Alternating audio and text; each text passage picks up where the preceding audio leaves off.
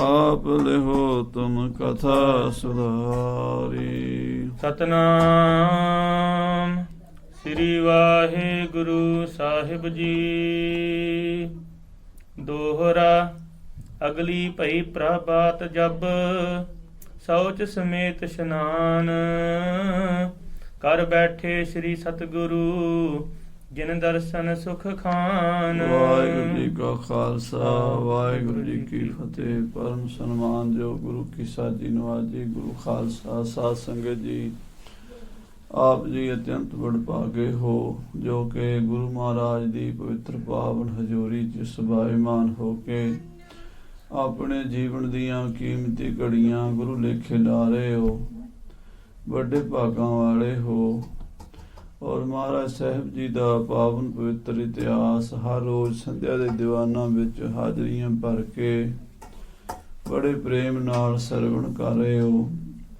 ਜਦੋਂ ਬਾਬਾ ਰਾਮ ਰਾਏ ਜੀ ਨੇ ਗੁਰੂ ਸਾਹਿਬ ਜੀ ਨੂੰ ਸ਼ਰਾਪ ਦੇਣ ਦਾ ਇਹ ਬਚਨ ਕੀਤਾ ਵੀ ਉਹਨਾਂ ਨੂੰ ਸੀਤਲਾ ਦਾ ਖਾਜਾ ਬਣਨਾ ਪਵੇਗਾ, ਇਸ ਗੱਲ ਦਾ ਸਾਰੇ ਸ਼ਹਿਰ ਵਿੱਚ ਸੰਗਤਾਂ ਨੇ ਬਹੁਤ ਦੁੱਖ ਮਨਾਇਆ ਹੈ।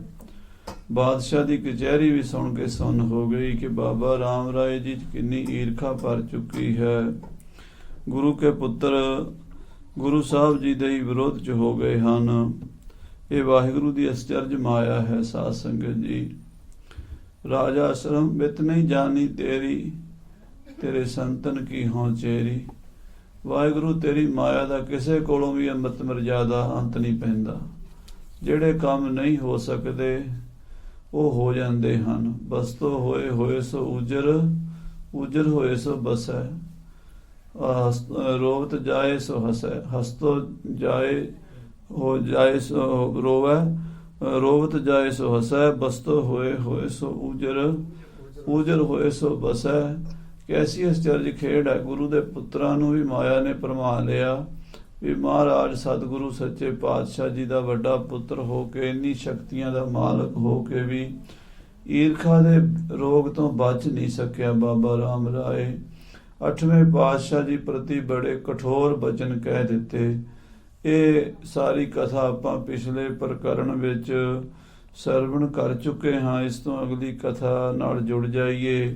ਪ੍ਰੇਮ ਨਾਲ ਆਖੀਏ ਸਤਨਾਮ ਸ੍ਰੀ ਵਾਹਿਗੁਰੂ ਸਾਹਿਬ ਜੀ। ਸਤਨਾਮ ਸ੍ਰੀ ਵਾਹਿਗੁਰੂ ਸਾਹਿਬ ਜੀ। ਦੋਹਰਾ ਅਗਲੀ ਭਈ ਪ੍ਰਭਾਤ ਜਬ, ਅਗਲਾ ਦਿਨ ਜਦੋਂ ਹੋਇਆ, ਸੋਚ ਸਮੇਤ ਇਸ਼ਨਾਨ। ਸੋਚ ਇਸ਼ਨਾਨ ਕੀਤਾ ਸਾਰਿਆਂ ਨੇ। ਕਰ ਬੈਠੇ ਸ੍ਰੀ ਸਤਿਗੁਰੂ, ਸਤਿਗੁਰੂ ਅੰਮ੍ਰਿਤ ਵੇਲੇ ਉੱਠ ਕੇ ਇਸ਼ਨਾਨ ਕਰਕੇ ਆਪਣੇ ਧਿਆਨ ਵਿੱਚ ਬੈਠੇ ਹਨ। ਗੁਰੂ ਹਰਿਕ੍ਰਿਸ਼ਨ ਸਾਹਿਬ ਜੀ ਮਹਾਰਾਜ, ਜਿਨ ਦਰਸ਼ਨ ਸੁਖ ਖਾਨ। ਜਿਨ੍ਹਾਂ ਦੇ ਦਰਸ਼ਨ ਸੁੱਖਾਂ ਦੀ ਖਾਨ ਹਨ। ਚਉਪਈ ਆਦ ਗੁਰ ਬਖਸ਼ ਮਸੰਦ ਬਿਲੰਦ। ਭਾਈ ਗੁਰਬਖਸ਼ ਜੀ ਵਰਗੇ ਜਿਹੜੇ ਗੁਰੂ ਘਰ ਦੇ ਮੁਖੀਏ ਮਸੰਦ ਹਨ। ਹਰਪੁਰ ਕੇ ਸਿੱਖ ਸੇਵਕ ਬ੍ਰਿੰਦ। ਔਰ ਜਿਹੜੇ ਗੁਰੂ ਕੇ ਪਿਆਰੇ ਦਿੱਲੀ 'ਚ ਰਹਿਣ ਵਾਲੇ ਸਿੱਖ ਸੇਵਕ ਹਨ। ਸਭ ਮਿਲ ਕਰ ਦਰਸ਼ਨ ਕੋ ਆਏ। ਉਹ ਸਾਰੇ ਮਿਲ ਕੇ ਗੁਰੂ ਸਾਹਿਬ ਦੇ ਦਰਸ਼ਨਾਂ ਲਈ ਆਏ ਹਨ। ਕਰ ਜੋਰ ਹੈ ਪਗ ਸੀਸ ਨਿਵਾਏ। ਆ ਕੇ ਮਹਾਰਾਜ ਦੇ ਚਰਨਾਂ 'ਚ ਮੱਥਾ ਟੇਕਦੇ ਹਨ, ਹੱਥ ਜੋੜ ਕੇ ਨਮਸਕਾਰਾਂ ਕਰਦੇ ਹਨ। ਦਰਸ਼ਨ ਪਰ ਹੋਵਤ ਬਲਹਾਰੀ। ਔਰ ਸਤਿਗੁਰੂ ਜੀ ਦੇ ਦਰਸ਼ਨਾਂ ਤੋਂ ਬਲਿਹਾਰ ਬਲਿਹਾਰ ਜਾਂਦੇ ਹਨ। ਔਰ ਸ਼ਰਧਾ ਧਰ ਕਰ ਨਰ ਨਾਰੀ। ਔਰ ਸ਼ਰਧਾ ਧਾਰਨ ਕਰਕੇ ਬੜੇ ਪ੍ਰੇਮ ਦੇ ਨਾਲ ਆਉਂਦੇ ਹਨ। ਬਾਲ ਆਰ ਬਲ ਮਾਤੁਰ ਮੂਰਤ। ਮਹਾਰਾਜ ਸ੍ਰੀ ਗੁਰੂ ਹਰਿਕ੍ਰਿਸ਼ਨ ਸਾਹਿਬ ਜੀ ਦੀ ਬੜੀ ਬਾਲ ਅਵਸਥਾ, ਬੜਾ ਸੁੰਦਰ ਸਰੂਪ ਹੈ। ਦਿਪਤ ਭੁਖਨ ਸੁੰਦਰ ਸੂਰਤ। ਮਹਾਰਾਜ ਸਾਹਿਬ ਜੀ ਸੁੰਦਰ ਬਸਤਰ ਗਹਿਣੇ ਆਦਿਕਾਂ ਵਿੱਚ ਬੜੇ ਹੀ ਸੋਹਣੇ ਲੱਗਦੇ ਹਨ। ਚਪਲ ਬਿਲੋਚਨ ਬੋਲਤ ਬਾਤੀ। ਕਿ ਮਹਾਰਾਜ ਸੱਚੇ ਪਾਤਸ਼ਾਹ ਦੇ ਨੇਤਰਾਂ ਵਿੱਚ ਬੜਾ ਪਿਆਰ, ਬੜੀ ਕਰੁਣਾ, ਦਇਆ, ਰਹਿਮਤ, ਚੰਚਲਤਾ ਸਾਰੇ ਹੀ ਗੁਣ ਹਨ। ਤੇ ਜਦੋਂ ਮਹਾਰਾਜ ਬਚਨ ਕਰਦੇ ਨੇ ਤੇ ਮੁਖ ਤੋਂ ਫੁੱਲ ਖਿੜਦੇ ਹਨ। ਦੰਤ ਪੰਕਤੀ ਹੀਰਨ ਕ੍ਰਾਂਤੀ। ਮਹਾਰਾਜ ਸਾਹਿਬ ਜੀ ਦੇ ਦੰਦ ਏਦਾਂ ਮੋਤੀਆਂ ਵਰਗੇ ਹਨ ਜਿਵੇਂ ਹੀਰੇ ਜੜੇ ਹੁੰਦੇ ਹਨ। ਜਿਸ ਦਿਸ਼ ਦੇਖਤ ਦ੍ਰਿਗਨ ਚਲਾਏ। ਜਿਸ ਬੰਦੇ ਵੱਲ ਵੀ, ਜਿਸ ਪ੍ਰਾਣੀ ਵੱਲ ਵੀ ਆਪਣੇ ਨੇਤਰ ਫੇਰ ਲੈਂਦੇ ਹਨ, ਜਿਸ ਵੱਲ ਵੀ ਵੇਖਦੇ ਹਨ, ਰੁਜ ਹਰ ਜਨ ਅੰਮ੍ਰਿਤ ਵਰਖਾਏ। ਉਹਦੇ ਦੁੱਖਾਂ ਨੂੰ ਦੂਰ ਕਰ ਦਿੰਦੇ ਹਨ, ਮਾਨੋ ਅੰਮ੍ਰਿਤ ਦੀ ਵਰਖਾ ਹੀ ਕਰ ਦਿੰਦੇ ਹਨ। ਕਿਰਪਾ ਕਟਾਖ ਅਵਲੋਕਨ ਕੀਨੋ, ਦਾਸ ਕਾ ਦੁਖ ਬਿਦਾਰਿਓ। ਜਿਹਦੇ ਵੱਲ ਵੀ ਕਿਰਪਾ ਦ੍ਰਿਸ਼ਟੀ ਨਾਲ ਵੇਖਦੇ ਹਨ, ਉਹਦੇ ਜਨਮਾਂ ਜਨਮਾਂਤਰਾਂ ਦੇ ਦੁੱਖ ਕੱਟ ਦਿੰਦੇ ਹਨ। ਸਤਿਗੁਰੂ ਸੱਚੇ ਪਾਤਸ਼ਾਹ ਜੀ।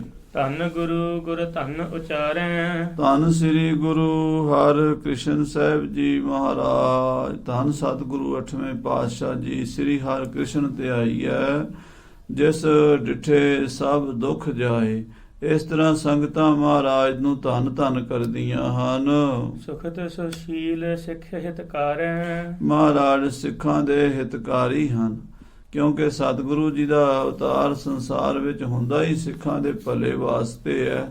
ਮਹਾਰਾਜ ਨੂੰ ਆਪ ਤਾਂ ਸੰਸਾਰ ਵਿੱਚ ਆਉਣ ਦੀ ਕੋਈ ਲੋੜ ਨਹੀਂ ਹੁੰਦੀ, ਬਸ ਸਾਡੇ ਵਾਸਤੇ ਅਵਤਾਰ ਧਾਰਿਆ ਹੈ। ਮਹਾਰਾਜ ਸੱਚੇ ਪਾਤਸ਼ਾਹ ਪਰਮੇਸ਼ਰ ਅਕਾਲ ਪੁਰਖ ਦਾ ਰੂਪ ਨਾ ਜਨਮਦਾ ਨਾ ਮਰਦਾ ਹੈ।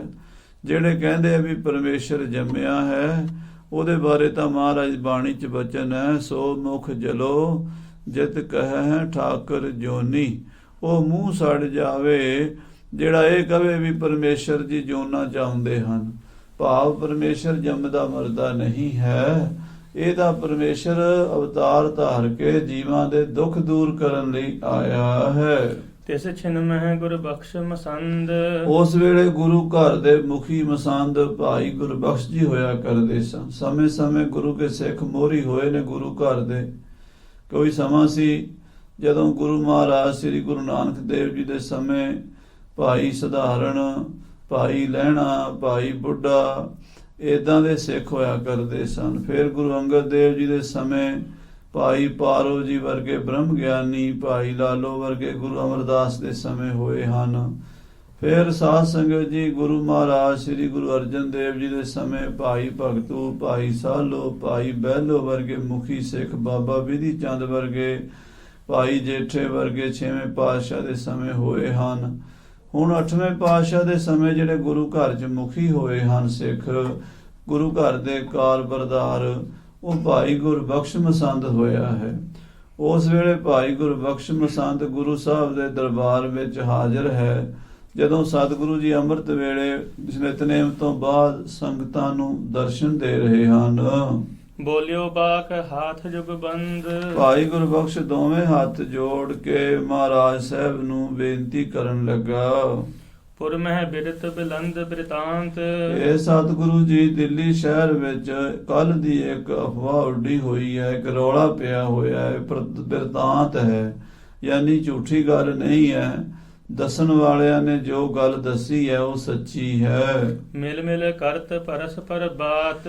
ਦਿੱਲੀ ਦੇ ਲੋਕ ਹਿੰਦੂ ਮੁਸਲਮਾਨ ਵੱਡੇ ਛੋਟੇ ਮਿਲ ਮਿਲ ਕੇ ਆਪਸ ਇਹ ਗੱਲਾਂ ਕਰ ਰਹੇ ਨੇ। ਨੌਰੰਗ ਸ਼ਾਹ ਸਭਾ ਮਹਿ ਕਾਲੀ। ਕੱਲ ਬਾਦਸ਼ਾਹ ਔਰੰਗਜ਼ੇਬ ਦੀ ਕਚਹਿਰੀ ਵਿੱਚ ਜ਼ਿਕਰ ਆਪ ਕੋ ਭਇਓ ਵਿਸਾਲੀ। ਸਤਿਗੁਰੂ ਜੀ ਆਪ ਜੀ ਦਾ ਜ਼ਿਕਰ ਚੱਲਿਆ ਸੀ, ਆਪ ਜੀ ਦੇ ਬਾਰੇ ਗੱਲਬਾਤ ਹੋਈ ਸੀ। ਬੜੋ ਭਰਾਤ ਤੁਮਰੋ ਤਹਿ ਗਇਓ। ਆਪ ਜੀ ਦਾ ਵੱਡਾ ਭਾਈ ਬਾਬਾ ਰਾਮ ਰਾਏ ਉਹ ਵੀ ਉੱਥੇ ਗਿਆ ਸੀ। ਤਿਨ ਪੀ ਕਹਿਨ ਸੁਨਨ ਬਹੁ ਕੀਓ।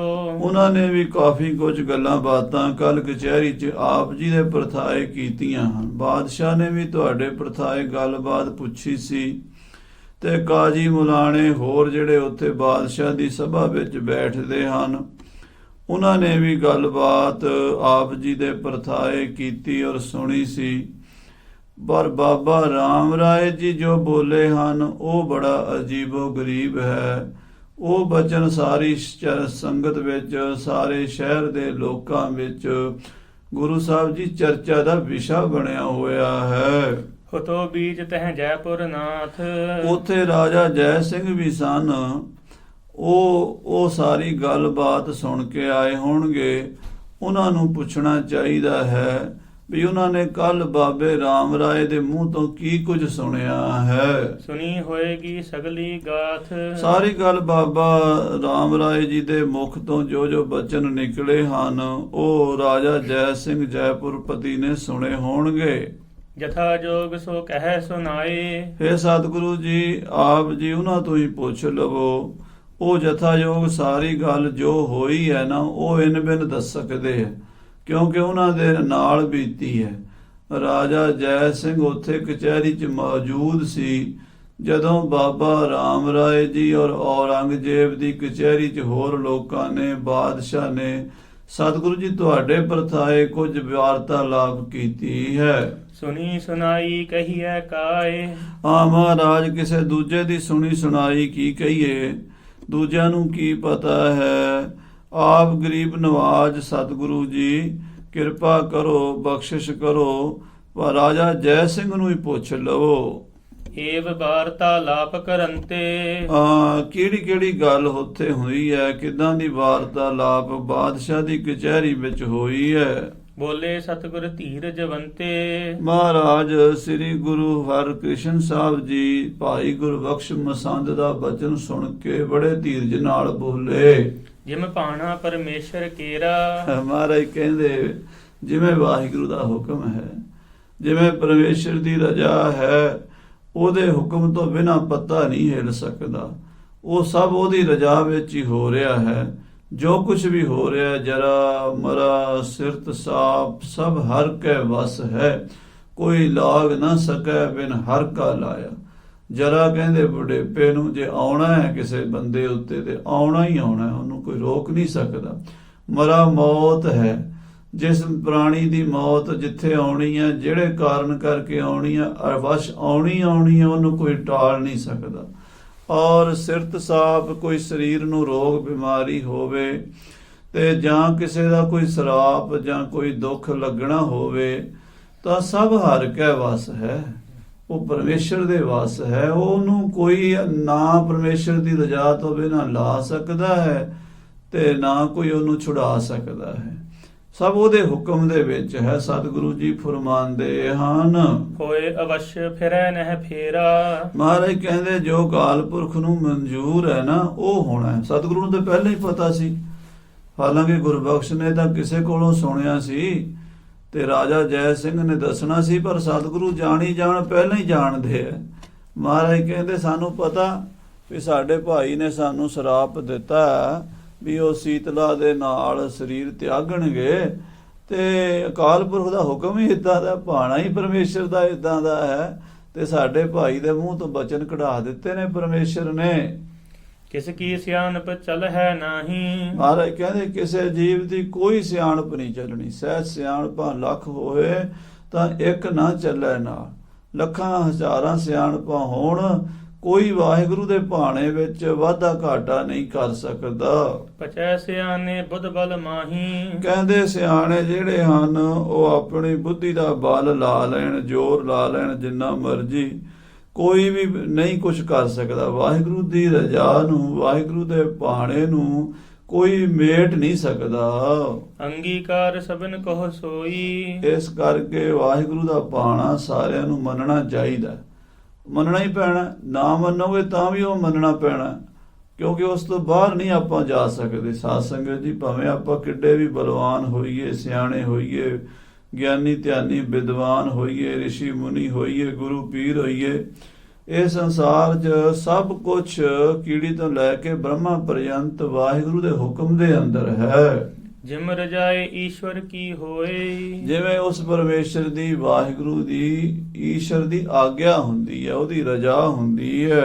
ਸਹਿਜ ਸੁਭਾਇਕ ਹੋਏ ਸੋ ਹੋਏ। ਉਹ ਹੋਣਾ, ਉਹਨੂੰ ਕੋਈ ਬਦਲ ਸਕਦਾ? ਸਹਿਜ ਸੁਭਾਅ, ਉਹ ਕੰਮ ਹੋਣਾ ਹੀ ਹੋਣਾ। ਜਿਹੜਾ ਕਰਮਾਂ 'ਚ ਦੁੱਖ ਲਿਖਿਆ ਉਹ ਭੋਗਣਾ ਪੈਣਾ, ਜਿਹੜਾ ਸੁੱਖ ਲਿਖਿਆ ਉਹ ਵੀ ਭੋਗਣਾ ਪੈਣਾ। ਜਿਹੜੇ ਸਵਾਸ ਲੈਣੇ ਨੇ ਉਹ ਲੈਣੇ ਨੇ। ਜਦੋਂ ਡੋਰੀ ਟੁੱਟ ਜਾਣੀ ਹੈ ਸਵਾਸਾਂ ਦੀ, ਉਦੋਂ ਕੋਈ ਰੋਕ ਨਹੀਂ ਸਕੇਗਾ। ਇਸ ਕਰਕੇ ਸਤਿਗੁਰੂ ਕਹਿੰਦੇ, ਭਾਈ ਇਸ ਗੱਲ ਦੀ ਕੀ ਚਿੰਤਾ ਕਰਨੀ, ਚਿੰਤਾ ਤਾਂ ਕੀ ਕੀਜੀਐ ਜੋ ਅਨਹੋਣੀ ਹੋਏ। ਇਹ ਮਾਰਗ ਸੰਸਾਰ ਕੋ ਨਾਨਕ ਥਿਰ ਨਹੀਂ ਕੋਏ। ਇਹ ਤਾਂ ਸੰਸਾਰ ਦੀ ਖੇਡ ਹੈ। ਹਾਂਜੀ, ਹਰਖੈ ਹੀਰ ਭਗਤ ਜਨ ਜੋਏ। ਜਿਹੜੇ ਪਰਮੇਸ਼ਰ ਦੇ ਭਗਤ ਹਨ ਉਹ ਪਰਮੇਸ਼ਰ ਦਾ ਭਾਣਾ ਵੇਖ ਕੇ ਖੁਸ਼ ਹੁੰਦੇ ਹਨ, ਉਹ ਪ੍ਰਸੰਨ ਰਹਿੰਦੇ ਹਨ। ਕਹਿੰਦੇ ਵਾਹਿਗੁਰੂ ਸੱਚੇ ਪਾਤਸ਼ਾਹ ਵਾਹਿਗੁਰੂ ਜਿਵੇਂ ਰੱਖ ਰਿਹਾ ਠੀਕ ਹੈ, ਉਹਦੀ ਮਰਜ਼ੀ ਏਦਾਂ, ਹੁਣ ਅਸੀਂ ਕੀ ਕਰ ਸਕਦੇ ਹਾਂ? ਸਾਡਾ ਕੀ ਜ਼ੋਰ ਹੈ ਉਹਦੇ ਹੁਕਮ 'ਚ ਰਹਿਣਾ। ਹਾਂਜੀ। ਬੇਮੁਖ ਦੋਸ਼ ਅਰੋਪਹਿ ਹਰਮੈ। ਪਰ ਜਿਹੜੇ ਬੇਮੁਖ ਹੁੰਦੇ ਨੇ ਉਹ ਪ੍ਰਮਾਤਮਾ ਦੇ ਦੋਸ਼ ਲਾਉਂਦੇ ਨੇ। ਉਹ ਕਹਿੰਦੇ ਰੱਬ ਨੇ ਚੰਗਾ ਨਹੀਂ ਕੀਤਾ, ਇਹ ਬੜਾ ਮਾੜਾ ਹੋਇਆ। ਉਹ ਜਿਹੜੇ ਬੇਮੁਖ ਨੇ, ਵਾਹਿਗੁਰੂ ਦੇ ਭਾਣੇ ਤੋਂ ਆਕੀ ਨੇ, ਰਜਾ ਤੋਂ ਬਾਹਰ ਨੇ, ਉਹ ਮਹਾਰਾਜ ਦੀ ਰਜਾ ਨਹੀਂ ਮੰਨਦੇ ਤੇ ਮਹਾਰਾਜ ਉੱਤੇ ਕਈ ਤਰ੍ਹਾਂ ਦੇ ਦੋਸ਼ ਲਾਉਂਦੇ ਹਨ। ਲਖੈ ਆਪ ਕੋ ਆਛੋ ਉਰਮੈ। ਆਪਣੇ ਆਪ ਨੂੰ ਸਿਆਣਾ ਸਮਝਦੇ ਆ ਵੀ ਅਸੀਂ ਸਿਆਣੇ ਆ, ਪਰਮੇਸ਼ਰ ਨੇ ਇਦਾਂ ਕਰ ਦਿੱਤਾ, ਇਦਾਂ ਨਹੀਂ ਸੀ ਹੋਣਾ ਚਾਹੀਦਾ। ਉਹ ਵਾਹਿਗੁਰੂ ਨੂੰ ਆਪਣੇ ਆਪ ਨੂੰ ਪਰਮੇਸ਼ਰ ਤੋਂ ਸਿਆਣਾ ਸਮਝ ਕੇ ਪਰਮੇਸ਼ਰ 'ਚ ਦੋਸ਼ ਆਰੋਪਣ ਕਰਦੇ ਹਨ। ਜੋ ਪਰਲੋਕ ਸੁਧਾਰਿਓ ਚਾਹਤ। ਸਤਿਗੁਰੂ ਕਹਿੰਦੇ ਭਾਈ ਜਿਹੜਾ ਬੰਦਾ ਆਪਣਾ ਪਰਲੋਕ ਸਵਾਰਨਾ ਚਾਹੁੰਦਾ ਹੈ, ਕਿਉਂਕਿ ਇਹ ਤਾਂ ਸੰਸਾਰ ਹੈ, ਥੋੜੇ ਦਿਨਾਂ ਦੀ ਖੇਡ, ਬਹੁ ਬੀਤੀ ਥੋੜੀ ਰਹੀ, ਬਹਿਤੀ ਜਾਤ ਕਦੇ ਦ੍ਰਿਸ਼ਟ ਨਾ ਧਾਰਤ। ਉਮਰ ਦੀ ਨਦੀ ਤਾਂ ਵਗਦੀ ਜਾ ਰਹੀ ਹੈ, ਕਦੀ ਆਪਾਂ ਧਿਆਨ ਕੀਤਾ ਹੀ ਨਹੀਂ। ਔਧ ਘਟੈ ਦਿਨ ਸਰੈਣਾ ਰੇ ਮਨ ਗੁਰ ਮਿਲ ਕਾਰ ਸਵਾਰੇ। ਇੱਥੋਂ ਦੇ ਜਾਣਾ ਹੀ ਪੈਣਾ। ਜਿਹੜਾ ਪਰਲੋਕ ਸੁਧਾਰਨਾ ਚਾਹੁੰਦਾ ਆਪਣਾ, ਭਾਣੋ ਮਾਨ ਪ੍ਰਸੰਨ ਉਮਾਹਤ। ਉਹ ਭਾਣੇ ਵਿੱਚ ਖੁਸ਼ ਰਹਿੰਦਾ, ਭਾਣਾ ਮੰਨਦਾ, ਪ੍ਰਸੰਨ ਰਹਿੰਦਾ, ਉਮਾ ਖੁਸ਼ੀ ਦੇ ਨਾਲ। ਉਮਾਹਤ ਮੈਨੇ ਪ੍ਰਸੰਨ ਹੋ ਕੇ, ਜਿਵੇਂ ਵਾਹਿਗੁਰੂ ਕਰ ਰਿਹਾ ਠੀਕ ਕਰ ਰਿਹਾ, ਐਸੀ ਉਹਦੀ ਬਿਰਤੀ ਬਣ ਜਾਂਦੀ ਹੈ। ਸਤਨਾਮ ਕੋ ਸਿਮਰਹਿ ਸਦਾ। ਉਹ ਬੰਦਾ ਸਦਾ ਹੀ ਸਤਨਾਮ ਸ੍ਰੀ ਵਾਹਿਗੁਰੂ ਦਾ ਸਿਮਰਨ ਕਰਦਾ ਹੈ। ਤਨ ਹੰਤਾ ਕੋ ਤਿਆਗਹਿ ਤਦਾ। ਉਹ ਫਿਰ ਜਦੋਂ ਸਤਨਾਮ ਵਾਹਿਗੁਰੂ ਵਾਹਿਗੁਰੂ ਵਾਹਿਗੁਰੂ ਵਾਹਿਗੁਰੂ ਵਾਹਿਗੁਰੂ ਵਾਹਿਗੁਰੂ ਵਾਹਿਗੁਰੂ ਵਾਹਿਗੁਰੂ ਵਾਹਿਗੁਰੂ ਵਾਹਿਗੁਰੂ ਜਪਦਾ ਹੈ, ਆਪਣੇ ਸਰੀਰ ਦੀ ਹੰਗਤਾ ਤਿਆਗ ਦਿੰਦਾ ਹੈ। ਉਹਨੂੰ ਇਹ ਨਹੀਂ ਹੁੰਦਾ ਵੀ ਮੈਂ ਸਰੀਰ ਹਾਂ, ਬਲਕਿ ਆਪਣੇ ਆਪ ਨੂੰ ਸਰੀਰ ਤੋਂ ਵੱਖਰਾ ਕਰ ਲੈਂਦਾ। ਇਹ ਸੰਸਾਰ ਦੇ ਵਿੱਚ ਜੋ ਵੀ ਦਿਸ ਰਿਹਾ ਇਹ ਸਭ ਸੁਪਨਾ ਹੈ, ਮਾਇਆ ਹੈ, ਔਰ ਇਹ ਸਰੀਰ ਮੇਰਾ ਕਿਰਾਏ ਦਾ ਮਕਾਨ ਹੈ। ਮੈਂ ਇਸ ਤੋਂ ਵੱਖਰਾ ਹਾਂ, ਮੈਂ ਇਹ ਸਰੀਰ ਨਹੀਂ ਹਾਂ, ਬਲਕਿ ਮੈਂ ਤਾਂ ਨਾ ਸੂਖਮ ਸਰੀਰ ਹਾਂ ਤੇ ਨਾ ਹੀ ਮੈਂ ਕਾਰਨ ਸਰੀਰ ਹਾਂ। ਤਿੰਨਾਂ ਸਰੀਰਾਂ ਤੋਂ ਹੌਲੇ ਹੌਲੇ ਆਪਣੇ ਆਪ ਨੂੰ ਵੱਖਰਾ ਕਰੀ ਜਾਂਦਾ ਹੈ। ਕੇਤਕ ਦਿਨ ਇਸ ਲੋਕ ਮਝਾਰਾ। ਮਹਾਰਾਜ ਸਤਿਗੁਰੂ 8ਵੇਂ ਪਾਤਸ਼ਾਹ ਕਹਿੰਦੇ ਭਾਈ ਗੁਰਬਖਸ਼ ਜੀ, ਇਸ ਦੁਨੀਆ 'ਚ ਕੁਝ ਦਿਨ ਦਾ ਹੀ ਮੇਲਾ ਹੈ।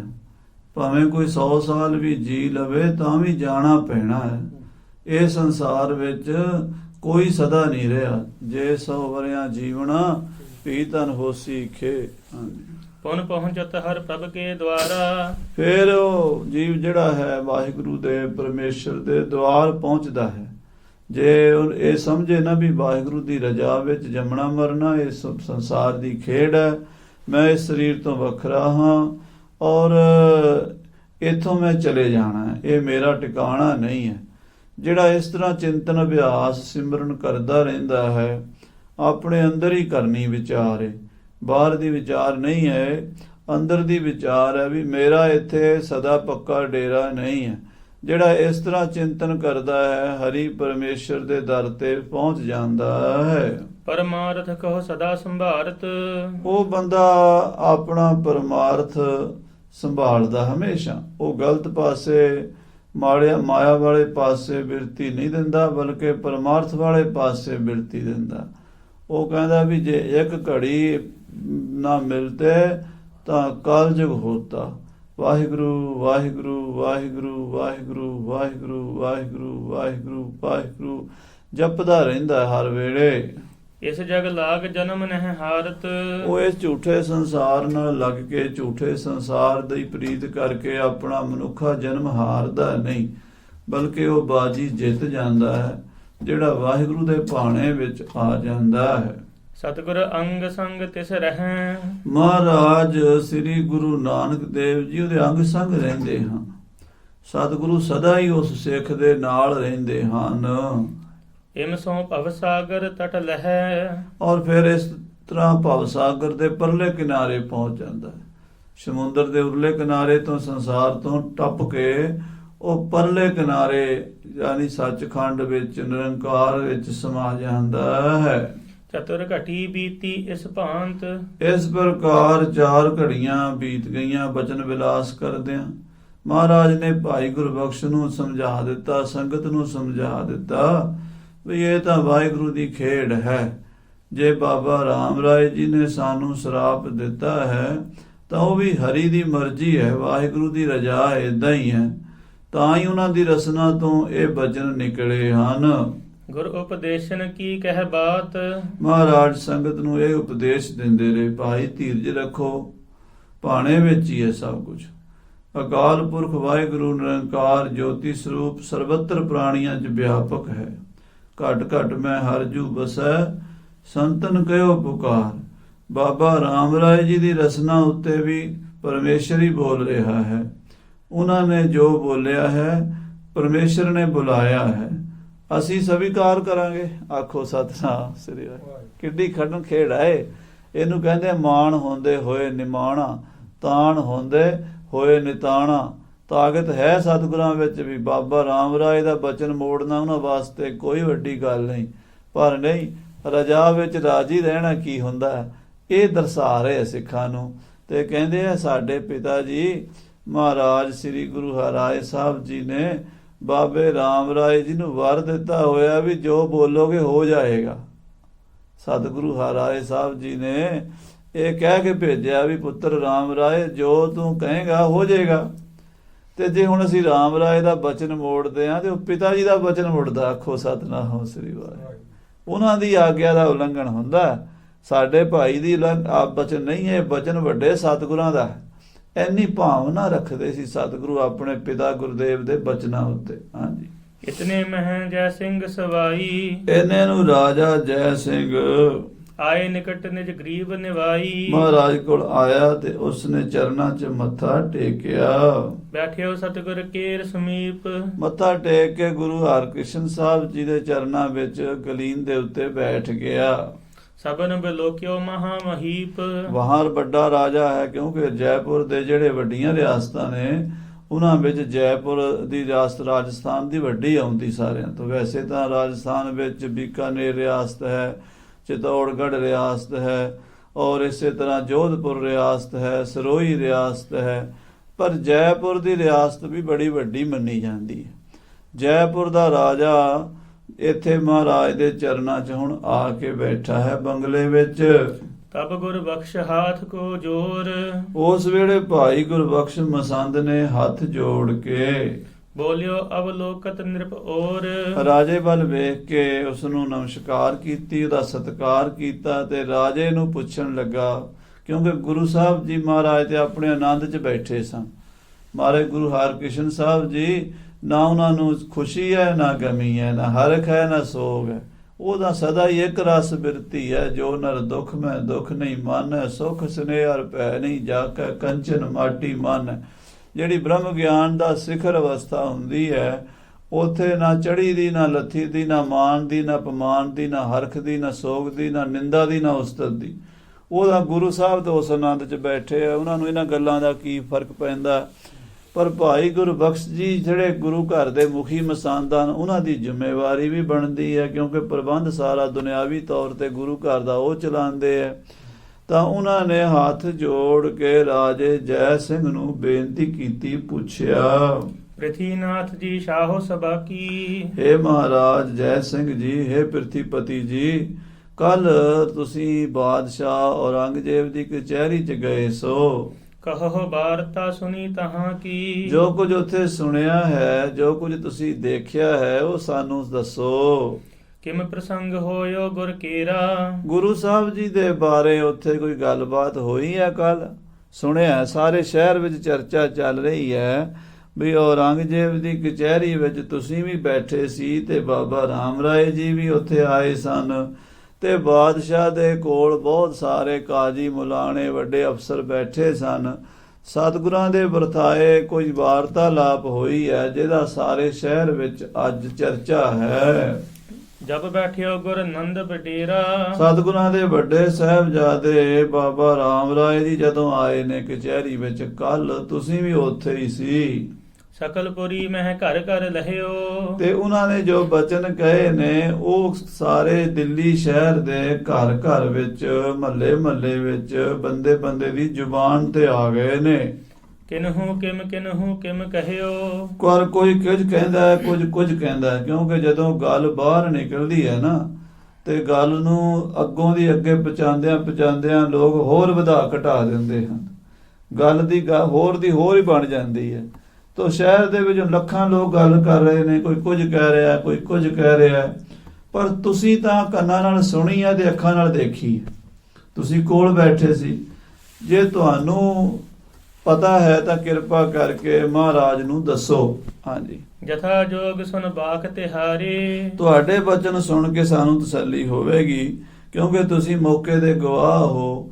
ਕੱਲ ਕਚਹਿਰੀ ਵਿੱਚ ਬਾਬਾ ਰਾਮ ਰਾਏ ਜੀ ਦੀ ਔਰ ਔਰੰਗਜ਼ੇਬ ਦੀ ਗੁਰੂ ਮਹਾਰਾਜ ਦੇ ਪ੍ਰਥਾਏ ਕੀ ਗੱਲਬਾਤ ਹੋਈ ਹੈ।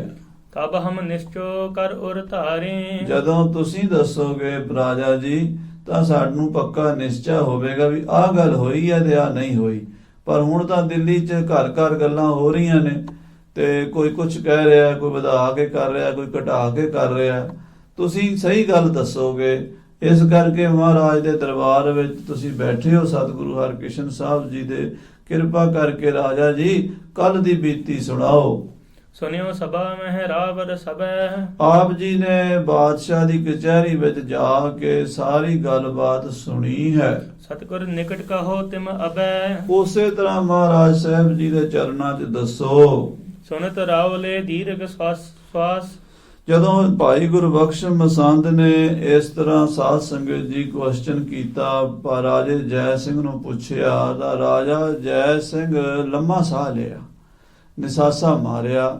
ਉਹਨੂੰ ਬੜਾ ਦੁੱਖ ਸੀਗਾ ਉਸ ਗੱਲ ਦਾ। ਜਦੋਂ ਗੱਲ ਚੇਤੇ ਆਈ ਤਾਂ ਰਾਜਾ ਜੈ ਸਿੰਘ ਨੇ ਲੰਮਾ ਸਾਹ ਲੈ ਕੇ ਸਿਰ ਧੁਨ ਕੀਨਸ ਬਾਕ ਪ੍ਰਕਾਸ਼। ਸਿਰ ਧੁਣਿਆ, ਏਦਾਂ ਸਿਰ ਕੀਤਾ ਤੇ ਅੱਖਾਂ ਨੀਵੀਆਂ ਕਰਕੇ ਲੰਮਾ ਸਾਹ ਲੈ ਕੇ ਫਿਰ ਉਹ ਦੱਸਣਾ ਸ਼ੁਰੂ ਕੀਤਾ। ਰਾਜੇ ਨੇ ਕਹੂੰ ਕਹਾਂ ਕੁਛ ਕਹੀ ਨਾ ਜਾਏ। ਸਤਿਗੁਰੂ ਜੀ ਕੀ ਦੱਸਾਂ, ਕੱਲ ਦੀ ਗੱਲ ਜਿਹੜੀ ਹੋਈ ਹੈ ਕਚਹਿਰੀ ਵਿੱਚ, ਉਹ ਕਹਿਣ ਵਾਲੀ ਨਹੀਂ, ਉਹ ਮੂੰਹ ਤੋਂ ਕਹੀ ਨਹੀਂ ਜਾਂਦੀ।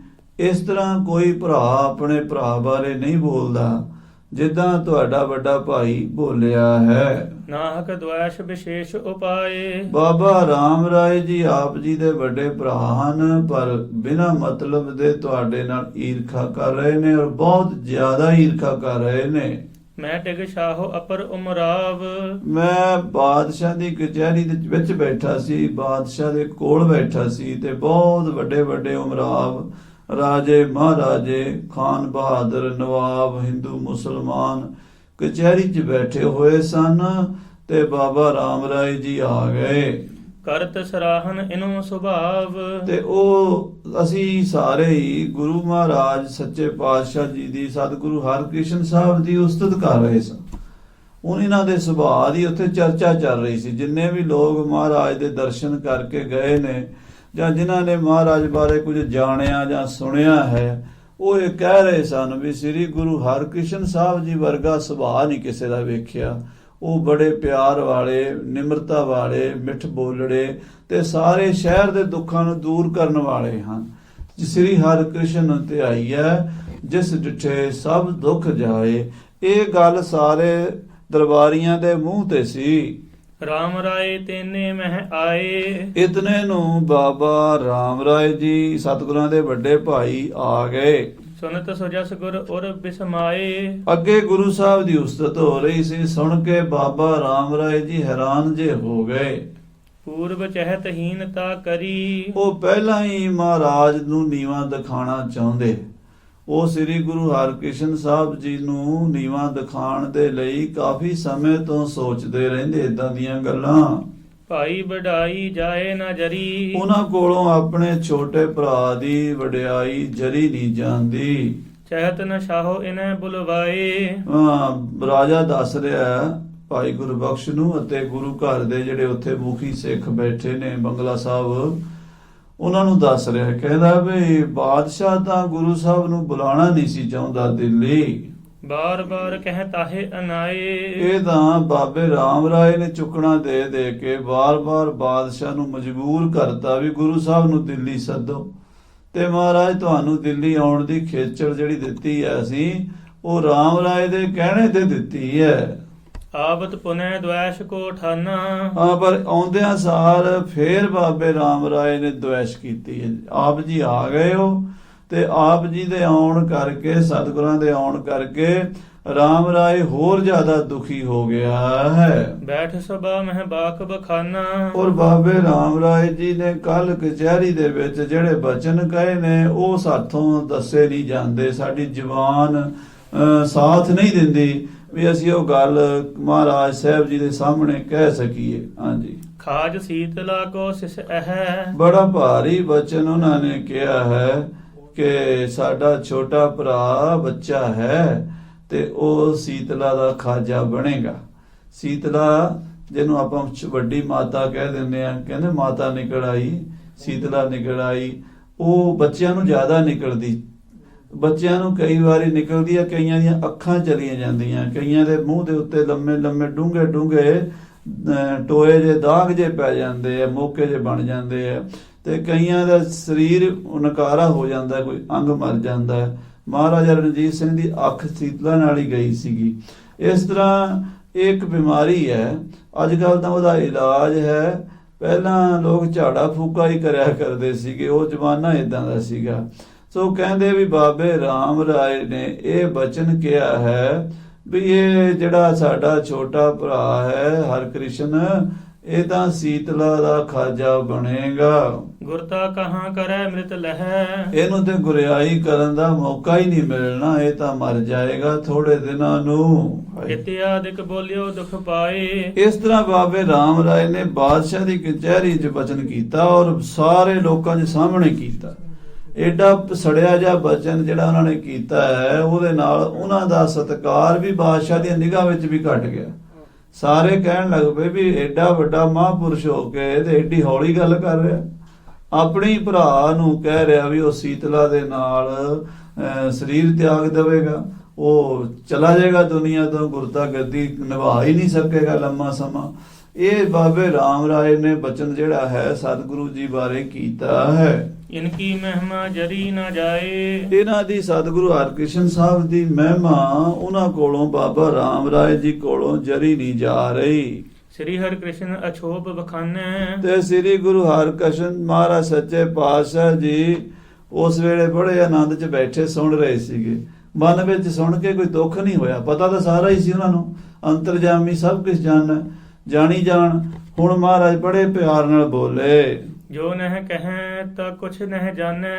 ਕਹਿੰਦੇ ਜੇ ਮਹਾਰਾਜ ਸੱਚੇ ਪਾਤਸ਼ਾਹ ਨੂੰ ਸਿੱਖਾਂ ਨੇ ਬੇਨਤੀ ਕੀਤੀ, ਮਹਾਰਾਜ ਤੁਸੀਂ ਵੀ ਕੋਈ ਬਚਨ ਕਰ ਦਿਓ ਤਾਂ ਕਿ ਰਾਮ ਰਾਏ ਨੂੰ ਪਤਾ ਲੱਗ ਜਾਵੇ।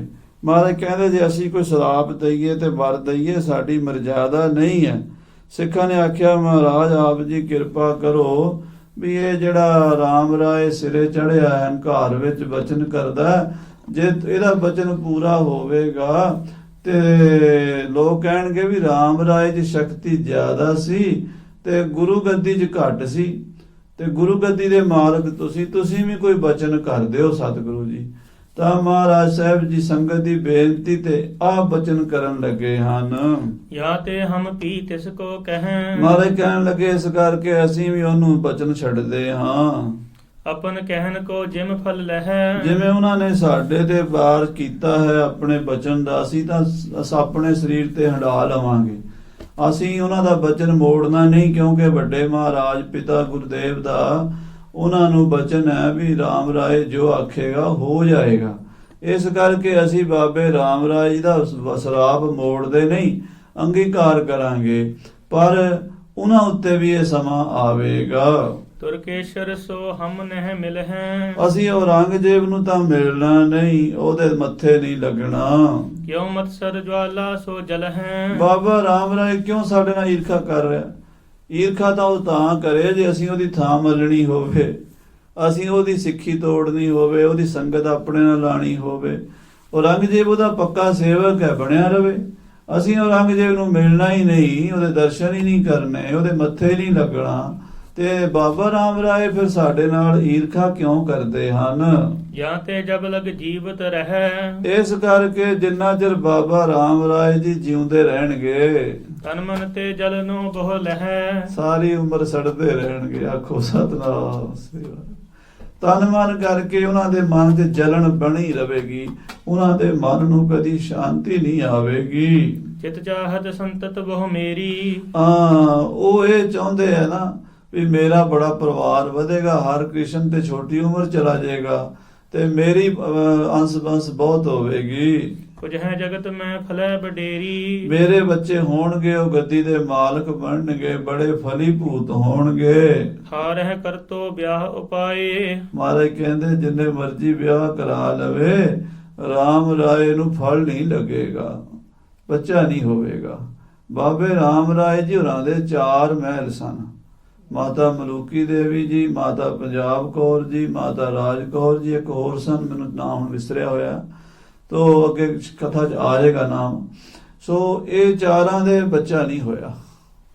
ਮਹਾਰਾਜ ਕਹਿੰਦੇ 8ਵੇਂ ਪਾਤਸ਼ਾਹ ਕਹਿੰਦੇ ਵਿਆਹ ਕਰ ਕਰ ਥੱਕ ਜਾਏਗਾ, ਬੱਚਾ ਨਹੀਂ ਹੋਵੇਗਾ ਉਹਨਾਂ ਦੇ। ਤਉ ਪੁੱਤਰ ਕਹੁ ਕਿਮਹੁ ਨ ਪਾਏ। ਪੁੱਤਰ ਦਾ ਮੂੰਹ ਨਹੀਂ ਵੇਖਣਗੇ, ਸੰਤਾਨ ਆਂਸ ਬੰਸ ਨਹੀਂ ਹੋਵੇਗੀ। ਰਹਿ ਅਪੁੱਤਰ ਬਿਸੂਰਤ ਜੀਵ ਹੈ। ਔਰ ਸਾਰੀ ਉਮਰ ਪੁੱਤਰ ਦੀ ਉਡੀਕ ਵਿੱਚ ਹੀ ਝੂਰਦੇ ਰਹਿਣਗੇ ਤੇ ਅਪੁੱਤਰ ਹੀ ਰਹਿਣਗੇ, ਪੁੱਤਰ ਨਹੀਂ ਮਿਲੇਗਾ, ਅੰਸ ਬੰਸ ਨਹੀਂ ਹੋਵੇਗੀ। ਸੁਖ ਸੰਤਤ ਕੋ ਕਬਹੁ ਨ ਥੀਵ ਹੈ। ਔਰ ਸੁਖ ਸੰਪਦਾ ਜਿਹੜੀ ਉਹ ਭਾਲਦੇ ਆ ਵੀ ਮੇਰੀ ਗੱਦੀ ਚੱਲੇਗੀ, ਮੇਰੇ ਬੱਚੇ ਰਾਜ ਕਰਨਗੇ, ਉਹ ਗੱਲਾਂ ਮਨ 'ਚ ਹੀ ਰਹਿ ਜਾਣਗੀਆਂ। ਅਵਗਤ ਮ੍ਰਿਤ ਹੋਏ ਹੈ ਐਸੇ। ਔਰ ਫਿਰ ਜਿਉਂਦੇ ਹੀ ਸੜ ਜਾਣਗੇ, ਅਵਗਤ ਮ੍ਰਿਤੂ ਹੋਵੇਗੀ ਉਹਨਾਂ ਦੀ, ਉਹਨਾਂ ਨੂੰ ਜਿਉਂਦਿਆਂ ਹੀ ਸਾੜਿਆ ਜਾਵੇਗਾ। ਜਿਸ ਤੇ ਜਾਨ ਸਕੈਨ ਹੈ ਕੈਸੇ। ਔਰ ਪਤਾ ਹੀ ਨਹੀਂ ਲੱਗੇਗਾ ਵੀ ਕੀ ਭਾਣਾ ਵਰਤ ਗਿਆ ਹੈ। ਅਵਰਨ ਕੀ ਇਹ ਮ੍ਰਿਤੂ ਬਤਾਵੇ।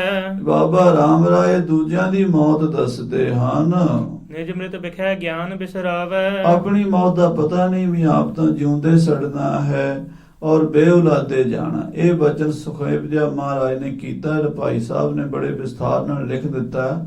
ਸਤਿਗੁਰੂ ਕਹਿੰਦੇ ਬੇਉਲਾਦੇ ਹੀ ਜਾਣਗੇ ਤੇ ਉਹਨਾਂ ਦੇ ਅੰਤ ਵੇਲੇ ਜਿਉਂਦਿਆਂ ਦਾ ਸੰਸਕਾਰ ਹੋ ਜਾਏਗਾ। ਸਾਧ ਸੰਗਤ ਜੀ ਇਹ ਕਥਾ ਅੱਗੇ ਆਉਣੀ ਹੈ। 10ਵੇਂ ਪਾਤਸ਼ਾਹ ਦੇ ਸਮੇਂ ਜਦੋਂ ਮਹਾਰਾਜ 10ਵੇਂ ਪਾਤਸ਼ਾਹ ਪੌਂਟੇ ਸਾਹਿਬ ਸਨ, ਉਦੋਂ ਬਾਬੇ ਰਾਮ ਰਾਏ ਦੀ ਉਮਰ ਵੀ 40 ਦੇ ਨੇੜੇ ਪਹੁੰਚ ਗਈ ਸੀਗੀ ਤੇ ਬਾਬਾ ਜੀ ਦੇ 4 ਵਿਆਹ ਵੀ ਸਨ। ਮਾਤਾ ਪੰਜਾਬ ਕੌਰ ਜਿਹੜੀ ਇਹਨਾਂ ਦੀ ਵੱਡੀ ਪਤਨੀ ਸੀ, ਉਹ ਉੱਥੇ ਮੌਜੂਦ ਸੀ ਤੇ ਆਪਣੀ ਘਰ ਵਾਲੀ ਨੂੰ ਕਹਿਣ ਲੱਗੇ, ਪੰਜਾਬ ਕੌਰ ਕਿਸੇ ਸਿੱਖ ਦੇ ਉੱਤੇ ਵਿਪਤਾ ਪੈ ਗਈ ਹੈ ਸਮੁੰਦਰ ਦੇ ਵਿੱਚ, ਬਹੁਤ ਦੂਰ ਟਾਪੂ ਵਿੱਚ, ਉਹਦੀ ਸਹਾਇਤਾ ਕਰਨ ਮੈਨੂੰ ਜਾਣਾ ਪੈਣਾ ਹੈ। ਸੋ ਮੈਂ ਆਪਣਾ ਸਰੀਰ ਅੰਦਰ ਛੱਡ ਕੇ ਤੇ ਮੈਂ ਜਾ ਰਿਹਾ ਹਾਂ ਤੇ ਸਮਾਂ ਪਾ ਕੇ 1-2 ਦਿਨਾਂ ਵਿੱਚ ਜਾਂ 4 ਦਿਨਾਂ 'ਚ ਮੈਂ ਵਾਪਸ ਆਵਾਂਗਾ। ਸੋ ਬਾਬਾ ਰਾਮ ਰਾਏ ਜੀ ਆਪਣੀ ਪਤਨੀ ਨੂੰ ਪਹਿਰੇ ਤੇ ਬਿਠਾ ਕੇ, ਉਹ ਕਮਰਾ ਅਜੇ ਵੀ ਮੌਜੂਦ ਹੈ ਉਸ ਵੇਲੇ ਦਾ ਬਣਿਆ ਹੋਇਆ, ਪੁਰਾਣੇ ਛੋਟੀਆਂ ਇੱਟਾਂ ਦਾ, ਜਿਹਦੇ ਵਿੱਚ ਬਾਬਾ ਜੀ ਆਪਣਾ ਸਰੀਰ ਛੱਡ ਕੇ ਚਲੇ ਗਏ ਸਨ। ਤੇ ਜਦੋਂ ਰਾਤ ਬੀਤ ਗਈ, ਬਾਬਾ ਜੀ ਸਵੇਰੇ ਦੀਵਾਨ 'ਚ ਨਹੀਂ ਆਏ। ਮਸੰਦਾਂ ਨੇ ਰੌਲਾ ਪਾ ਲਿਆ, ਮਾਤਾ ਬਾਬਾ ਜੀ ਚੜ੍ਹਾਈ ਕਰਕੇ ਤੂੰ ਸਾਨੂੰ ਅੰਦਰ ਵੜਨ ਦੇ। ਬਾਬੇ ਪੰਜਾਬ ਰਾਮ ਰਾਏ ਦੇ ਮਸੰਦ ਬਹੁਤੇ ਪੁਰਛੇ ਸਨ, ਉਹ ਮਾਤਾ ਰੋਕਦੀ ਰਹੀ, ਉਹ ਧੱਕੇ ਨਾਲ ਹੀ ਸਰੀਰ ਚੁੱਕ ਕੇ ਬਾਹਰ ਲੈ ਆਏ ਤੇ ਬਾਬਾ ਜੀ ਨੂੰ ਚੰਡੇ ਤੇ ਰੱਖ ਕੇ ਅਗਨੀ ਲਾ ਦਿੱਤੀ ਤੇ ਉਧਰੋਂ ਅੱਧਾ ਸੜ ਗਿਆ ਸਰੀਰ ਤੇ ਬਾਬਾ ਜੀ ਨੂੰ ਖਬਰ ਹੋਈ, ਆਏ, ਪਰ ਉਹਨੂੰ ਦੇਖਿਆ ਵੀ ਅੱਧੇ ਸਰੀਰ ਸੜੇ ਵਿੱਚ ਹੁਣ ਕਿੱਥੇ ਵੜਿਆ ਜਾਣਾ। ਤਾਂ ਆਪਣੀ ਪਤਨੀ ਪੰਜਾਬ ਕੌਰ ਨੂੰ ਆਕਾਸ਼ਬਾਣੀ ਦੁਆਰਾ ਕਹਿ ਗਏ ਵੀ ਮੇਰਾ ਬਦਲਾ ਕਲਗੀਧਰ ਜੀ ਲੈਣਗੇ, ਪੌਂਟੇ ਸਾਹਿਬ ਬੈਠੇ, ਉਹਨਾਂ ਨੂੰ ਕਹੋ ਵੀ ਤੁਹਾਡਾ ਭਤੀਜਾ ਜਿਉਂਦਾ ਸਾੜ ਦਿੱਤਾ, ਆ ਕੇ ਬਦਲਾ ਲੈ ਲਓ। ਤਾਂ ਰਾਣੀ ਮਾਤਾ ਪੰਜਾਬ ਕੌਰ ਨੇ ਸਤਿਗੁਰੂ 10ਵੇਂ ਪਾਤਸ਼ਾਹ ਜੀ ਨੂੰ ਬੇਨਤੀ ਲਿਖ ਭੇਜੀ ਸਾਰੀ ਗੱਲਬਾਤ, ਤੇ ਸਤਿਗੁਰੂ ਜੀ ਆਪ ਭੋਗ ਤੇ ਗਏ ਸਨ ਪੌਂਟੇ ਸਾਹਿਬ ਤੋਂ ਦੇਹਰਾਦੂਨ, ਤੇ ਬਾਬੇ ਰਾਮ ਰਾਏ ਦੇ ਮਸੰਦਾਂ ਨੂੰ ਸਾੜਿਆ ਸੀ। ਉਹ ਤਾਂ ਬੜੀ ਲੰਮੀ ਕਥਾ ਅੱਗੇ 10ਵੇਂ ਪਾਤਸ਼ਾਹ ਦੇ ਇਤਿਹਾਸ ਆਉਣੀ ਹੈ, ਪਰ ਜਿਹੜਾ 8ਵੇਂ ਪਾਤਸ਼ਾਹ ਨੇ ਵਚਨ ਕੀਤਾ ਵੀ ਇਹ ਜਿਉਂਦੇ ਸੜ ਜਾਣਗੇ ਤੇ ਇਹਨਾਂ ਦਾ ਪਰਿਵਾਰ ਨਹੀਂ ਅੱਗੇ ਹੋਵੇਗਾ, ਉਹ ਵਚਨ ਪੂਰਾ ਹੋਇਆ। ਹਾਂਜੀ, ਤੀਨੋਂ ਸਰਾਪ ਹਮਾਰੇ ਸਹਿ। ਮਹਾਰਾਜ ਕਹਿੰਦੇ ਸਾਡੇ ਸਰਾਪ ਸਹਿਣੇ ਪੈਣਗੇ ਇਹਨਾਂ ਨੂੰ। ਇੱਕ ਤਾਂ ਈਰਖਾ ਦੀ ਅੱਗ 'ਚ ਸੜਿਆ ਕਰਨਗੇ ਕਿਉਂਕਿ ਸਾਡੇ ਨਾਲ ਬਿਨਾਂ ਮਤਲਬ ਦੇ ਈਰਖਾ ਕਰ ਰਹੇ ਨੇ। ਦੂਜਾ ਇਹ ਜਿਉਂਦੇ ਵੀ ਸੜਨਗੇ ਅੰਤ ਵੇਲੇ, ਇਹਨਾਂ ਦੀ ਮੌਤ ਏਦਾਂ ਆਵੇਗੀ। ਤੀਜਾ ਇਹਨਾਂ ਦੇ ਔਲਾਦ ਨਹੀਂ ਹੋਵੇਗੀ। ਇਹ ਤਿੰਨੇ ਸਾਡੇ ਬਚਨ ਇਹਨੂੰ ਸਹਿਣੇ ਪੈਣਗੇ। ਮਿਟੇ ਨਾ ਕਿਮੋ ਯਤਨ ਕਰ ਰਹਿ। ਜਿੰਨੇ ਮਰਜ਼ੀ ਯਤਨ ਕਰ ਲੈਣ ਇਹ ਬਚਨ ਟਲਣਗੇ ਨਹੀਂ। ਹਮਰੇ ਜੀਵਨ ਮਰਨ ਸਮਾਨ। ਬਾਕੀ ਸਾਡਾ ਤਾਂ ਜਿਉਣਾ ਮਰਨਾ ਸਮਾਨ ਹੈ, ਸਾਨੂੰ ਫਰਕ ਨਹੀਂ ਪੈਂਦਾ 100 ਸਾਲ ਬਾਅਦ ਮਰੀਏ ਜਾਂ ਅੱਜ ਹੀ ਮਰ ਜਾਈਏ, ਸਾਡਾ ਮਰਨਾ ਹੈ ਹੀ ਨਹੀਂ। ਆਖੋ ਸਤਨਾਮ ਸ੍ਰੀ ਵਾਹਿਗੁਰੂ। ਹਾਂਜੀ। ਤਨ ਇਹ ਨਾਸ਼ਵੰਤ ਪਹਿਚਾਨ। ਮਹਾਰਾਜ ਕਹਿੰਦੇ ਭਾਈ ਰਾਜਾ ਜੀ ਇਹ ਸਰੀਰ ਨਾ ਸਮਾਨ ਹੈ, ਇਹਨੇ ਤਾਂ ਇਹ ਜਾਣਾ ਹੀ ਜਾਣਾ ਹੈ, ਕਿਸੇ ਦਾ ਵੀ ਨਹੀਂ ਰਿਹਾ ਇਹ ਸਰੀਰ। ਜੋ ਜਨਮੈ ਸੋ ਨਿਸ਼ਚੈ ਮਰਹਿ। ਜਿਹੜਾ ਇਸ ਸੰਸਾਰ 'ਚ ਮਾਤਾ ਦੇ ਉਦਰ ਤੋਂ ਜਨਮ ਲੈਂਦਾ ਹੈ, ਜਿਹੜਾ ਵੀ ਆਉਂਦਾ ਹੈ ਉਹ ਨਿਸ਼ਚੈ ਕਰਕੇ ਮਰਦਾ ਵੀ ਜ਼ਰੂਰ ਹੈ। ਮੂਰਖ ਜੀਵਨ ਆਸ ਕੋ ਕਰਹਿ। ਕਹਿੰਦੇ ਮੂਰਖ ਲੋਕ ਬਿਨਾਂ ਮਤਲਬ ਦੇ ਲੰਮੀ ਜ਼ਿੰਦਗੀ ਭਾਲੀ ਜਾਂਦੇ ਆ, ਵੀ ਹੋਰ ਜੀ ਲਈਏ ਹੋਰ ਜੀ ਲਈਏ, ਕਿੰਨਾ ਕੁ ਜੀ ਲਾਂਗੇ, ਜੇ 100 ਵਰਿਆਂ ਜੀਵਣਾ ਵੀ ਤਨ ਹੋ ਸੀਖੇ। ਹਾਂਜੀ। ਹਮ ਸੁਨ ਸਰਾਪ ਛਿਮਾ ਕੋ ਕਰਤੇ। ਅਸੀਂ ਤਾਂ ਇਹਨਾਂ ਦਾ ਸਰਾਪ ਸੁਣ ਕੇ ਖਿਮਾ ਕਰ ਦੇਣਾ ਸੀ, ਲਖ ਕਰ ਸਿੱਖੇ ਨਾ ਸਰਦਾ ਧਰਤੇ। ਪਰ ਇਹਨਾਂ ਸਿੱਖਾਂ ਨੇ ਸ਼ਰਧਾ ਨਹੀਂ ਸੀ ਕਰਨੀ। ਇਹਨਾਂ ਨੇ ਕਹਿਣਾ ਸੀ ਵੀ ਗੁਰੂ ਦੇ ਵਿੱਚ ਸ਼ਕਤੀ ਕੋਈ ਨਹੀਂ, ਗੱਦੀ ਦੇ ਵਿੱਚ ਤੇ ਬਾਬੇ ਰਾਮ ਰਾਜ ਦੀ ਸ਼ਕਤੀ ਜ਼ਿਆਦਾ ਹੈ। ਫਿਰ ਸਿੱਖਾਂ ਦਾ ਜਦੋਂ ਗੁਰੂ ਤੇ ਵਿਸ਼ਵਾਸ ਨਾ ਰਵੇ, ਸਿੱਖ ਡੋਲ ਜਾਂਦੇ ਤੇ ਫਿਰ ਉਹਦਾ ਪਾਪ ਲੱਗਦਾ, ਗੁਰੂ ਨੂੰ ਵੀ ਲੱਗਦਾ। ਸੋ ਗੁਰੂ ਆਪਣੇ ਸਿੱਖਾਂ ਦਾ ਨਿਸ਼ਚਾ ਨਹੀਂ ਡੋਲਣ ਦਿੰਦਾ, ਇਹ ਗੁਰੂ ਦੀ ਵਡਿਆਈ ਹੈ। ਹਾਂਜੀ। ਇਨ ਮਹਿ ਸਮਰਥ ਜੇ ਨਹਿ ਐਸੇ। ਹਾਂ, ਜੇ ਲੋਕ ਇਹ ਸੋਚਣਗੇ ਵੀ ਗੁਰੂ 'ਚ ਇੰਨੀ ਸਮਰੱਥਾ ਨਹੀਂ ਸੀ ਗੁਰੂ ਹਰਕ੍ਰਿਸ਼ਨ ਸਾਹਿਬ ਵਿੱਚ, ਭਲੋ ਕਰੈ ਪਰ ਲੋਕ ਸੋ ਕੈਸੇ। ਜੇ ਇੱਥੇ ਹੀ ਬਾਬੇ ਰਾਮ ਰਾਏ ਨੂੰ ਕੋਈ ਕਲਾ ਨਹੀਂ ਵਿਖਾਈ ਤੇ ਸਿੱਖਾਂ ਦਾ ਕੀ ਸਵਾਰਨਗੇ ਪਰਲੋਕ ਵਿੱਚ। ਇਮ ਵਿਚਾਰ ਹਮ ਆਪਨ ਪ੍ਰਭਾਵ। ਇਸ ਤਰ੍ਹਾਂ ਵਿਚਾਰ ਕਰਕੇ ਆਪਣੇ ਮਨ ਦੇ ਵਿੱਚ ਅਸੀਂ ਇਹ ਸੰਗਤ ਦਾ ਬਚਨ ਮੰਨ ਕੇ ਬਚਨ ਕੀਤਾ। ਵੈਸੇ ਅਸੀਂ ਉਹਨਾਂ ਦਾ ਬਚਨ ਸਹਿ ਲੈਣਾ, ਅਸੀਂ ਉਹਨਾਂ ਦਾ ਬਚਨ ਨਹੀਂ ਮੋੜਨਾ, ਕਿਉਂਕਿ ਵੱਡੇ ਭਰਾ ਵੀ ਨੇ। ਵੱਡਾ ਭਰਾ ਪਿਤਾ ਦੇ ਸਮਾਨ ਹੁੰਦਾ, ਦੂਜਾ ਉਹ ਪਿਤਾ ਦੇ ਵਰ ਦੇ ਨਾਲ ਉਹਨੂੰ ਸ਼ਕਤੀ ਮਿਲੀ ਹੋਈ ਹੈ ਵੀ ਜੋ ਤੂੰ ਕਹੇਗਾ ਹੋ ਜਾਏਗਾ। ਇਸ ਕਰਕੇ ਅਸੀਂ ਉਹ ਬਚਨ ਮੋੜਦੇ ਆ ਤਾਂ ਉਹ ਮਹਾਰਾਜ ਸਤਵੇਂ ਪਾਤਸ਼ਾਹ ਦਾ ਬਚਨ ਮੁੜਦਾ ਹੈ। ਕਹਿ ਕਰ ਕੀਨਸ ਕੁਛ ਕੁ ਦਿਖਾਵ। ਇਸ ਤਰ੍ਹਾਂ ਮਹਾਰਾਜ ਕਹਿੰਦੇ ਕੁਛ ਅਸੀਂ ਕਲਾ ਵਿਖਾਵਾਂਗੇ। ਦੋ ਸੁਭਾਵ ਨਿਜ ਭਰਾਤੈ ਕੇਰਾ। ਹਾਂ, ਆਪਣੇ ਭਰਾ ਦਾ ਸੁਭਾਅ ਅਸੀਂ ਜਾਣਦੇ ਹਾਂ, ਅਰ ਜਿਸ ਕੋ ਫਲ ਦੀਸ ਵਡੇਰਾ। ਤੇ ਉਹਦੇ ਸੁਭਾਅ ਦੇ ਮੁਤਾਬਕ ਹੀ ਉਹਨੂੰ ਫਲ ਦਿੱਤਾ ਹੈ। ਆਪਣੇ ਕਾਰਨ ਹਮ ਨਹਿ ਕਹਿਓ। ਆਪਣੇ ਵਾਸਤੇ ਅਸੀਂ ਕੋਈ ਸ਼ਰਾਪ ਨਹੀਂ ਦਿੱਤਾ ਵੀ ਸਾਨੂੰ ਉਹਨਾਂ ਨੇ ਸ਼ਰਾਪ ਦਿੱਤਾ ਤਾਂ ਅਸੀਂ ਸ਼ਰਾਪ ਦੇ ਰਹੇ, ਐਸੀ ਕੋਈ ਗੱਲ ਨਹੀਂ ਹੈ। ਦਿਓ ਸ਼ਰਾਪ ਇਹ ਦੁਇ ਬਿਦ ਲਹਿਓ। ਇਹ ਦੋ ਕਾਰਨ ਹਨ ਜਿਸ ਕਰਕੇ ਅਸੀਂ ਬਚਨ ਕੀਤੇ ਹਨ। ਸੋ ਮਹਾਰਾਜ ਸਾਹਿਬ ਜੀ ਨੇ, ਸ੍ਰੀ ਗੁਰੂ ਹਰਕ੍ਰਿਸ਼ਨ ਸਾਹਿਬ ਜੀ ਨੇ ਇਸ ਤਰ੍ਹਾਂ ਸਾਧ ਸੰਗਤ ਜੀ ਵਚਨ ਕੀਤੇ। ਅੱਗੇ ਆਪਾਂ ਕਥਾ ਸਰਵਣ ਕਰਾਂਗੇ। ਸਮੇਂ ਦੇ ਲਿਹਾਜ਼ ਨਾਲ ਸਮਾਪਤੀ ਹੈ। ਹੇ ਗੋਬਿੰਦ, ਹੇ ਗੋਪਾਲ, ਹੇ ਦਇਆਲ।